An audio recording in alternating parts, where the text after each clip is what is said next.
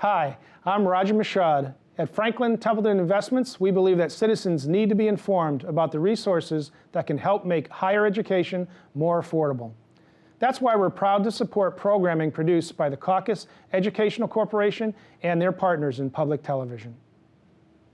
Funding for this edition of State of Affairs with Steve Adubato has been provided by Horizon Blue Cross Blue Shield of New Jersey, Hackensack Meridian Health, New Jersey Sharing Network, dedicated to saving lives through organ and tissue donation, Community Food Bank of New Jersey, Valley Bank, NJ Best, New Jersey's 529 college savings plan. Turn a dream into a degree. And by the Port Authority of New York and New Jersey. Promotional support provided by New Jersey Monthly, the magazine of the Garden State, available at newsstands. And by Jaffe Communications, where business, media, and government converge in New Jersey.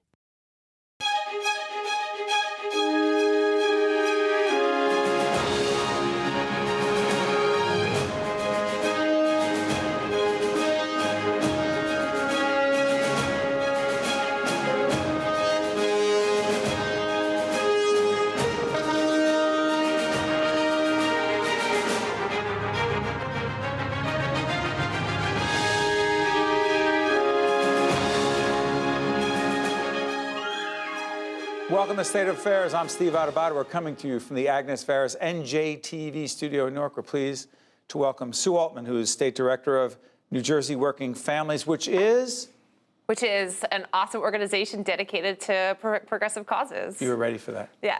Okay, let's get right into progressive causes. And people want to find out more, we'll put up your website, Twitter handle, et cetera. Great.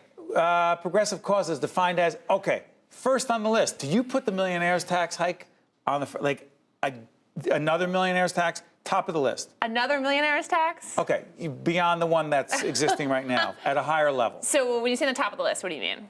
Of all the progressive items, yes. Millionaire's tax increase? Well, I think funding progressive issues is a priority, and having a budget that's a value statement that puts forth funding for progressive issues is a top priority for me. And so revenue needs to be part of that conversation. And a millionaire's tax, which is a tax on every dollar made over $1 million of just 2 cents, so it's not net worth of $1 million, it's just people making over $1 million, is a good way to raise revenue. You know, we've had the Senate President here. We've had the Republican leader in the Assembly, John Bramnick, and others, business leaders said, you know what, sounds easy enough.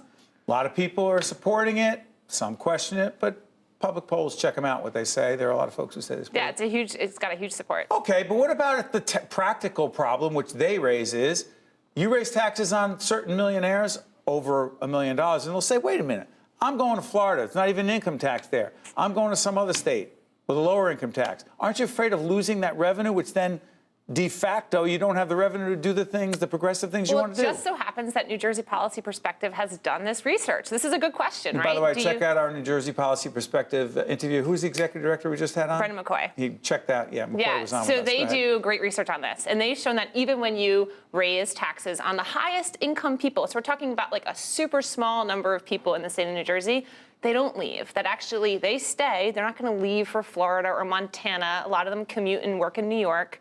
They don't leave. They stay and they pay those taxes, and it's not a big deal. And you see a net gain in revenue, not a net loss. Why do you think it has been so difficult to pass a millionaire's tax in New Jersey with a Democratic governor, a Democratic Senate, and a Democratic State Assembly? That is a great question for the legislature. Well, what do you think? I think that it's... Well, I've asked Senate President to check out our Sweeney interview. He said, look, I was for it before. Yes, 5 times. Okay, but here's what he says. I'm not here to make his case, but this is what he said. He said, after President Trump, and I don't imagine you're a fan. I'm not a fan. After President Trump and the Republicans in Congress decided to limit state and local tax deductions, your state income taxes, your property taxes, you put them together, 10 grand, that's it. You can't deduct any more than that. Sweeney says, the Senate President said, well, after that, how are you going to increase taxes on millionaires when you've got this other situation that hurts so many New Jerseyans? Because the Trump tax cuts overall still benefit the highest, wealthiest people in New Jersey. So they're still making out okay, even with the SALT deduction. Adding this tiny millionaire's tax isn't going to change the equation for them. You really, and you, by the way, if the millionaire's tax does not happen, we're doing this on the, what's the date, guys? The 18th? listen, who knows whether the state's going to be open after July 1st. I know. You see that? My fingers are crossed right there. But the reality is, say the millionaire's tax is not in there. What happens? I think it's a good question. Then I think that there is, so what you're saying the budget is signed and then there's no millionaire's tax? Well, yeah, because otherwise the government doesn't reopen and all kinds of bad things the happen. scenario has a signed budget with no millionaire's tax. Yes. So what that does is put New Jersey in a very precarious fiscal situation moving forward. One of the problems New Jersey has had is that we budget for 1 year at a time and we don't have sustainable revenue. And sustainable revenue allows us to make our credit rating better, which was totally hammered under Christie. It allows us to make long-term investments in things like transit and college.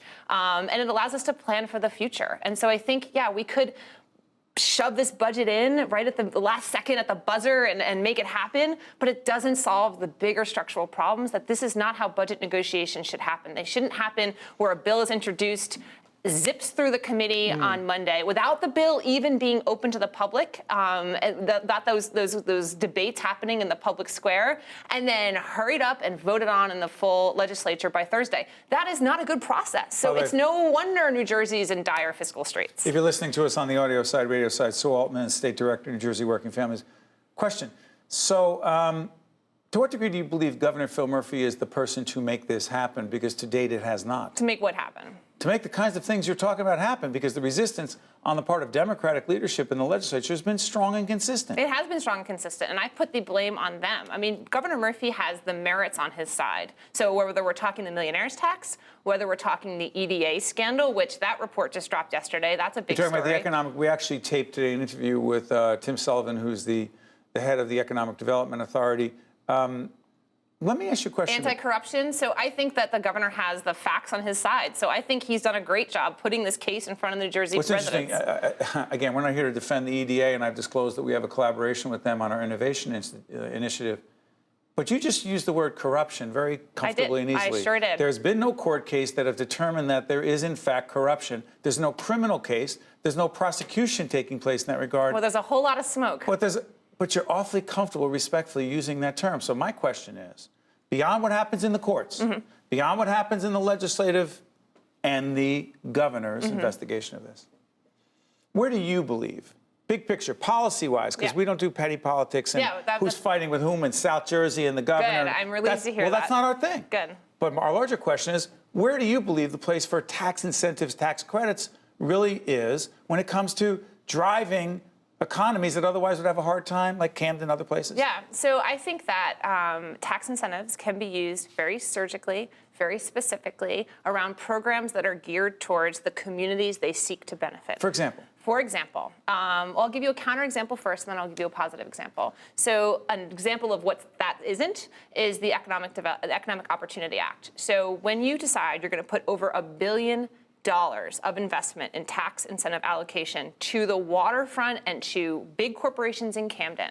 there is just, no one's explained to me a theory of change that gets us from how putting $1 billion on the waterfront and shiny new buildings gets to helping people in Camden's neighborhoods. You don't think it's paid off?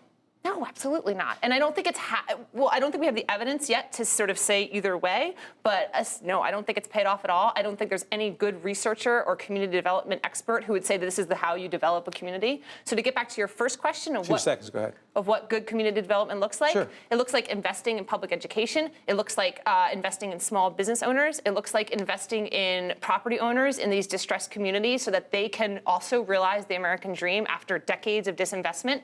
That's what good economic tax incentives and other programs can do that are about community development. Why don't you do this for us? Why don't you agree, hopefully, that you'll come back and actually have a spirited and respectful and civil debate conversation with someone who sees tax incentives, not the stuff going on in the news every day with petty personality stuff, but rather a public policy debate on the appropriate role of tax incentives. You willing to do that? I'd be absolutely thrilled to do that. And I think we need to not renew this tax incentive program until we have that debate in the public square. Let's have that conversation. Thank you so much, This Steve. is Sue Altman, State Director, New Jersey Working Families, an important organization, very much a part of the conversation of public policy in the state. This is State of Affairs. I'm Steve Adubato. We'll catch you next time. Thank you. To see more State of Affairs with Steve Adubato programs, visit us online at stateofaffairsnj.org. If you would like to express an opinion, email us at info@caucusnj.org. Find us on Facebook at facebook.com/Steve Adubato, Ph.D. and follow us on Twitter at Steve Adubato.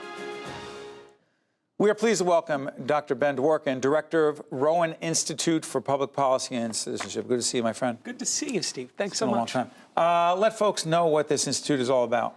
The Rowan Institute for Public Policy and Citizenship is based at Rowan University in Glassboro, New Jersey. It's about 18 months old right now. I'm the founding director.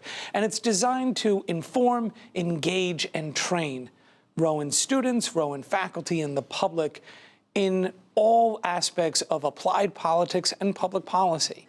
And our general view is that everybody needs to know enough politics to be dangerous, to be engaged, to be informed. This is the bread and butter of how any citizen can make a difference. And we try and make sure people understand the process, have experience in the process, particularly our students. You know, I'm curious. You and I have had so many on-air and off-air conversations over the years. And I often like to say we don't do politics. We do more policy. Can you separate the two? Sure, you can separate the two in terms of talking about it. How about the reality of making public policy? Quite political? It's all political because it is, but this is why, because anybody can come up with a good policy, but unless you have the votes, and you know this as well as anybody, unless you have the votes to pass that policy. In New Jersey, 21 and 41? In the New Jersey, 21. and 21, 41, and 1. Exactly. 21 in the Senate, 41 in the Assembly, and 1, the governor, whoever that is at the time. Exactly. And those are the most important numbers, whatever it is we are debating in terms of public policy here in New Jersey. The reports, they're out there. There are any number of think tanks. They'll be out there. People will read them. But until you can find the votes, it doesn't mean much. It's interesting. You mentioned think tank, which is the name of our sister series as well. What's so interesting is that when people use the word think tank in academia, it's some ivory tower stuff in some people's minds, and it's distant, and it's not connected to people's lives. A, that's not what our series is. B, that's not who you want to be. No, it's absolutely not. We really want our students to become engaged. So one of the things we do, right, we put together a giant internship guide with over 100-odd internship opportunities. What kind of places? Anywhere from state legislators to advocacy groups, trade associations, anything that's going to get that person experience. And we find that for students who are looking, they want to be able to get a job afterwards. The more internships you do, the data shows, the much more likely you're able to find a job 6 months after graduation. But that's real life experience. You've been exposed to it. You've seen how it works. So it's not just I understand the policy, but that you understand how these things get done. Ben, let's focus on New Jersey. Sure. Top 3, in your mind, public policy issues, questions, challenges we faced that we should be focusing most of our attention on include? Number 1 is the fiscal health of the state. We have, and that it's a large part of. You simply mean tax policy? No, it's not just tax policy, because it deals with, the fact is we owe billions of dollars to our pension system. Public employee pension system. Yes, to the state pension system and state health benefits.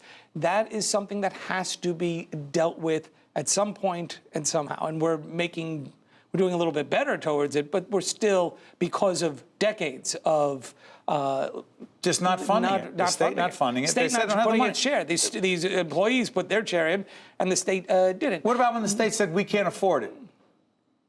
It was a decision they didn't make, and we have to pay for it. What's the price we're paying for it? That's exactly it. Look, if I said I couldn't pay off my credit card that month, eventually I got to pay off my credit card. But in government, they don't take your credit card back?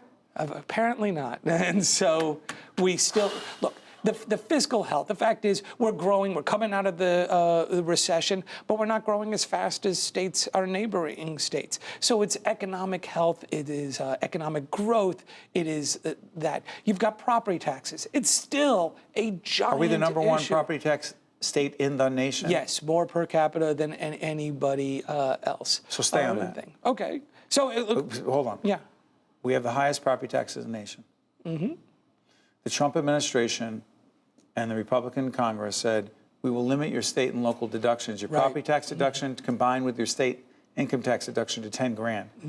There are a whole lot of folks who pay a lot more than 10 grand. A lot of folks. So we cap it at 10. What does that mean? Has it made it worse? Sure, it's made it worse. There might be, I mean, there have been some reports about other deductions help offset it. But most people. But the fact is, most people are paying more than $10,000 in a suburban state like New Jersey. So is that a federal policy that impacts us in the state that the state can't do anything about? It's a thing that we have to continue fighting. We're part of the system. You know, you've got votes from New Jersey's congressional delegation fighting it. But you got to convince all these people from Utah to make sure that they vote. Do they care about us? People from Utah? Yeah, do they sit there and go, wow, New Jersey, California, New York, they got the shaft on this state and local tax deduction thing. They don't care. The fact is they don't care as much as we'd want them to. But that's what. And look, and that's why after Superstorm Sandy, when we needed $30 billion, so we needed a huge amount of things. We saw the devastation it came, but the fact is you needed 218 votes in the House of Representatives to get it, and it takes a while, and the folks from Texas weren't necessarily going to do it. Sometimes they were just being hypocritical, right? They're ready to take they wanted it when they had a problem. Aid, right, exactly. But now we had to find ways to do it, and that's what I mean. The politics always gets mixed up with the policy. That's a federal policy that absolutely affects us here in New Jersey. The Gateway Tunnel. This is a huge thing. We are desperately in need of a new rail tunnel that connects northern New Jersey to New York City. Because it is it's the major artery for virtually all of commerce on the East Coast. It will have ripple effects. And had we started this back in 2010, when it was slated to go into effect, we'd be finishing it by now. But we haven't. And that is something that was a sacrifice, and other decisions were made and other priorities were were decided upon. And so you have, again, now you have a situation where the federal government doesn't even want to fund it. Real quick, when it comes to public policy in New Jersey, the governor and the Senate president, even if they agree on certain things, don't seem to be on the same page. That affect all of us? It affects everything, of course. You have to be able to get along. When you have real dysfunction, you have what happens in Washington, where they just don't talk to each other, and then they literally shut down the entire federal government for months. That is ridiculous. We have not gotten that bad here, as bad as it sometimes can be. But you worry about it. You have to worry about it, because everybody has a stake in keeping this process in government going. This isn't, if you want to agree with somebody, you'll look in the mirror. But it's politics, and you have to work with people, and hopefully everyone finds a way to move forward. And by the way, that's the citizenship part of it, because it affects all of us, not just students at your institution, but everyone. Absolutely. Ben Dworkin, Dr. Ben Dworkin, Director of Rowan Institute for Public Policy and Citizenship. This is State of Affairs. We'll be right back. Check it out. To see more State of Affairs with Steve Adubato programs, visit us online at stateofaffairsnj.org.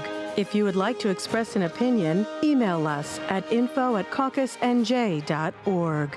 Find us on Facebook at facebook.com/Steve Adubato, Ph.D.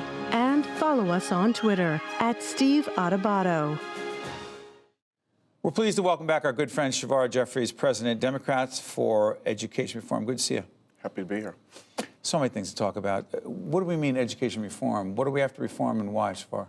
Well, you know, in too many of our public schools, both in urban communities as well as rural communities, the children just aren't getting what they deserve. We have many individual schools that are working well, but as a system, our schools aren't working well enough to really prepare our young people for the global 21st century economy. And so we focus on 5 issues. Standards and accountability, 1. We want our kids taught on the basis of global standards, so they're ready to compete with anybody in the world. We believe in reimagining teacher prep. Our teachers are amazing, but 2/3 of our teachers say that the graduate schools of ed are not giving them what they need to drive instruction in the classroom, so we want to reimagine that. We need reform in higher education. Too many working families simply can't afford college, but we also have too many colleges that are dropout factors. The kids are just not making it through. And then we also need more options within the public education space, because parents need more choices to line education. Jump on that last one. More options. Yeah. Well, let's disclose. You and I have talked. Born and raised both in Newark. Yeah. Different wards. There are 5 wards in the city. We won't get all. There are 5 wards. You grew only up, 1 ward, the South Ward. Yeah, I know. No, the North Ward in my world. But both of us chose, or both of us had the opportunity, let's say. Yes. You went to Seton Hall Prep. I did. You were part of this initiative called the Griffin Bridges Initiative back in 1992. Yeah. Let's just disclose I did not graduate in that year. Uh-huh. Just leave that alone. So, and I went to Essex Catholic, which doesn't even exist anymore. Yeah. public schools are great, but we made that choice. Is that what you mean, or choice within the public schools? Well, I mean both. The organization I work with, focuses on choice within the public education system. So both making sure our traditional public schools are strong, because we don't believe in one versus the other, right? You don't? No, we think. How about if someone says public schools, that's it, that's the way it should be? Well, for that person, we say that's a choice you should be able to make for your family. No, for everybody. Well, then we don't believe in that. We believe each family should be able to make the choice that's best for their child. So if you want to make a choice for us as Catholic, if someone else wants to send their child to Chancellor Ave, that should be their choice. We want all of the schools. Chancellor Ave is one of the public schools in the city of Newark. Absolutely, absolutely. I mean, my children have attended a private kindergarten school. My son attended a public charter school. He'll be going to Newark Science High School, one of our great traditional public schools in the city of Newark, in the fall. So our daughter is in a public school, a great public school in Montclair, and our boys went through the public schools, but in fact are at the prep, Seton Hall Prep. That's right. That was a choice. Absolutely. And that's what we believe. And we believe that when families are making choice, it holds all these systems more accountable. And frankly, particularly in our public schools, we need our schools to be accountable to parents and families and not to politicians. What are these families facing, Shavar? Well, they're facing many challenges, particularly in our urban communities and our rural communities. I mean, frankly, not only our low-income African-American, Hispanic families in the city, but frankly, from our poor rural white families, none of them are really getting what they deserve from our school system. None of them are not really competitive for college and careers, particularly in a 21st century economy where the skill level required to get a decent job is going up. So we need all of our schools we need to raise our standards. We got to pay our teachers better. We got to have more differentials so we can pay teachers better who are in the most needy schools as well. Shavar, let me follow up on this. By the way, we're talking to Shavar Jeffries, if you listen on the audio side. He knows a lot about education, also a former candidate for mayor in the great city of Newark. Help us on this. Federal policies around education, Trump policies. You said he's disinvesting? Yes. Every year President Trump has announced his budget, he sought to cut monies for Title I, which is monies that goes to low-income students throughout the country. He's cut money for Pell Grants. That's how working families and poor families can afford college. I received Pell Grants to go to college. Right. Working families and poor families need Pell Grants. He's tried to cut in that. And he's frankly tried to eviscerate the Office of Civil Rights, which protects students with disabilities throughout this country, kids who speak English as a second language, girls to make sure they have equitable access, particularly to sports, and students of color as well. And so he's been very problematic on education policy. Okay, Governor Murphy and public education, you say? Well, I've been frankly disappointed in the sense that he sought to cut back on charter schools, which is an option that families, particularly in our cities, really want throughout the state of New Jersey. The state of New Jersey has the second highest performing public charter school sector in the United States. In Newark, hold on 1 second. Charter schools are public schools. They are public charter schools, absolutely. Okay, but so I don't understand. Are you saying he's cutting back on them, and so therefore there's less choice? Well, he's issued a moratorium. So if you have if you have providers who want to expand their services and families want them, he's decided artificially across the board he's going to restrict that. We think the family should make those decisions, not politicians. Why is that a problem? It's a problem because, again, New Jersey has the second highest public charter performing sector in the country. So we see kids getting a month and a half, 2 months more of learning in math and in English. We see kids graduating from high school at higher levels, going to college at higher levels. We have many good traditional public schools as well, so it's not about one versus the other. But the idea that you want to stop that when it's working for our children doesn't make a lot of sense. You know, it's interesting. Shavar has a fascinating background. By the way, when you log on to our site, you read about Shavar. Your grandmother had a big influence in your life because? She was amazing. She was a public school teacher. I lost my mom, unfortunately, to gun violence when I was 10, and my grandmother stepped in and raised me and my 6-month-old sister. She was everything. She worked her butt off to put me in a small Catholic school in Hillside, New Jersey, Christ the King. Then I received the scholarship we talked about from the Boys and Girls Club. The Griffin Bridges. The Griffin Bridges program. What did that do for you? It changed everything. I mean, no one in my family had gone away to college. I was the first to do that. I was prepared for that because of the education I received, which is why I'm so passionate about educational opportunity. When I got to college, it was downhill for me because I was exceedingly well prepared. Frankly, I thought college was relatively easy because of the education I got through Griffin Bridges. So the prep and my grandmother, I wouldn't be here without What was the message your grandmother gave you? Work hard, do the best you can, and also make sure you pay it forward to the next generation. Define that pay it forward part, because you've been living it every day. Well, I've been a civil rights lawyer for about 20 years now. So not only have I done a lot of education work, I've done work around violence against women. Again, I lost my mom to domestic violence, so that means a lot to me. I've done work to support immigrants. I've done work around housing policy. I've built institutions. I was the founding board chair of the Team Academy KIPP charter schools in the city of Newark. Been on the board of the Boys and Girls Club of Newark. I believe I've been very blessed. I've been blessed in ways that many other young people have not. And so it's my obligation to pay that forward and to serve other people. Before I let you out of here, how serious do you think we are, Shavar, about having an honest conversation about what our kids need in urban communities, Newark, Jersey City, Camden, Brooklyn, because we'll nationalize this, the Bedford-Stuyvesant, in Brooklyn, the Bronx, et cetera, Philadelphia. How honest are we? I don't think we're honest. I think there's too many kind of slogans and sloganeering and cheap rhetoric and empty rhetoric, but we're really not serious about dealing with the range of issues that our young people face. Entrenched poverty generates a whole series of issues, from trauma, from housing insecurity, economic insecurity, whose families can't get jobs to put food on the table. The levels of violence we see not only in our households but in our communities is very problematic. Macro level racism. I mean, our kids are internalizing that with the police shootings and just day-to-day racial discrimination. Our kids are hit with so many different issues, and we have to have a serious conversation that addresses these issues in a holistic manner. This has been Shavar Jeffries. You may have known him because he ran for mayor in the city of Newark, but the rest of the story we're just trying to touch on here. He's the president of Democrats for Education Reform. I'm Steve Adubato. This is State of Affairs, and we'll check you out next time. State of Affairs with Steve Adubato is a production of the CAUCUS Educational Corporation, celebrating over 30 years of broadcast excellence.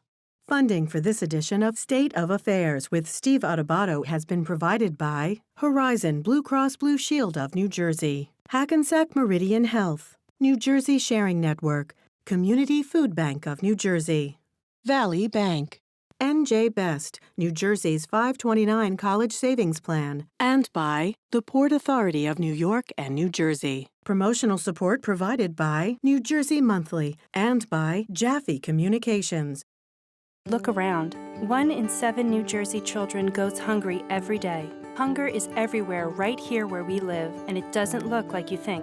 Help the Community Food Bank of New Jersey feed our hungry neighbors. Do you make decisions? Do I eat or do I get my medicine? Do I eat or do I pay my rent? And you got people making decisions like this each and every day, juggling their finances. How are they gonna pay a bill here? Do I pay my car note or do I eat?